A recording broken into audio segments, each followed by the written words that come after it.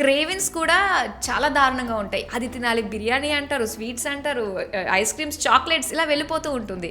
So, దానికి మరి వాళ్ళు ఏ విధంగా మోటివేట్ చేసుకొని మళ్ళీ దానికి స్టిక్ అయి ఉండేటట్టుగా వాళ్ళకి గైడెన్స్ అనొచ్చు, లేదంటే ఇంకా ఏదన్నా ఎలాంటివి ఇప్పుడు ఈ ఇస్తుంటారు? 1.5 yearsలో నాకు అలాంటి ఫీలింగ్స్ రాలేదు.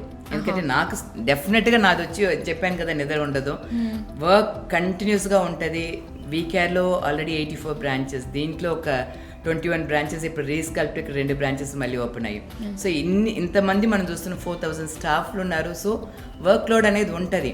అయినా ఒక్కరోజు కూడా అలా అనిపించలేదు. ఎందుకంటే మనం వెయింగ్ స్కేల్ చూసేది కాకుండా మిగతా ఇది కూడా చూస్తున్నాం. సో మనకి ఇక్కడ తగ్గిపోయింది, మన డ్రెస్సులు వేసేటప్పటికి ఒక కాన్ఫిడెన్స్ వస్తుంది. అలా వచ్చేటప్పుడు మీకు హ్యాపీ హార్మోన్స్ వచ్చేటప్పటికి మీకు ఆ క్రేవింగ్స్ రాదు. ఓకే, నాకు ఇక్కడికి వచ్చిన వాళ్ళు బౌన్స్ బ్యాక్ అవేది చాలా తక్కువ. మేబీ ఒక 100 మంది ట్రీట్మెంట్ చేసుకుంటే 1 or 2 people బౌన్స్ బ్యాక్ అవుతారు.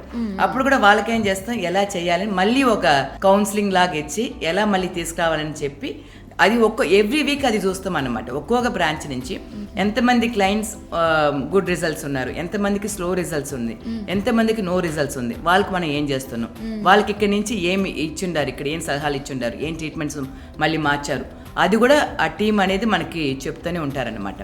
సో వాళ్ళు కూడా మళ్ళీ కరెక్ట్గా గుడ్ రిజల్ట్స్ మార్చేదే వాళ్ళ మెయిన్ ప్రియారిటీ అన్నమాట.